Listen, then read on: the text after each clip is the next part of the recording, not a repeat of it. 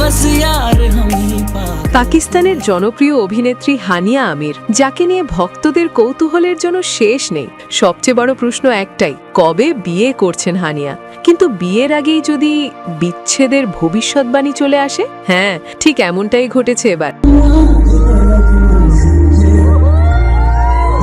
আর সেই ভবিষ্যৎবাণীতে হানিয়ার প্রতিক্রিয়া একেবারে ভাইরাল। পাকিস্তানি ড্রামার সফলতম নায়িকাদের একজন হানিয়া আমির। টিকটক হোক বা ডেইলি ভ্লগ, নিজের জীবনের নানা মুহূর্ত ভক্তদের সঙ্গে ভাগ করে নেন তিনি। আর তাই হানিয়াকে নিয়ে ভক্তদের আগ্রহ সব সময় তুঙ্গে। বিশেষ করে তার ব্যক্তিগত জীবন আর বিয়ে নিয়ে কৌতূহল যেন আরও বেশি। এবার সেই আগ্রহেই নতুন মাত্রা যোগ করল এক জ্যোতিষীর ভবিষ্যৎবাণী। এক পাকিস্তানি টিভি চ্যানেলের প্রতিবেদনে বলা হয়, এক জ্যোতিষী হানিয়ার জন্মকুণ্ডলী ও রাশিচক্র বিশ্লেষণ করে দাবি করেছেন 2026 সালে হানিয়ার বিচ্ছেদ ঘটবে। সবচেয়ে মজার বিষয় হলো, এই ভবিষ্যৎবাণী এসেছে হানিয়ার বিয়ে হওয়ার আগেই। প্রতিবেদনটি নিজের ইনস্টাগ্রাম স্টোরিতে শেয়ার করে হালকা রসিকতার সুরে হানিয়া লিখেছেন, অদ্ভুত, আগে অন্তত বিয়েটা হতে দিন। এই মন্তব্যের স্ক্রিনশট দ্রুত ছড়িয়ে পড়ে সামাজিক যোগাযোগ মাধ্যমে। হানিয়ার এই মন্তব্য ঘিরে নেট দুনিয়ায় শুরু হয় মজার মন্তব্যের বন্যা। এক অনুরাগী লিখেছেন, তাহলে তুমি গোপনে বিয়ে করেছো আর আমাদের কিছুই বলনি?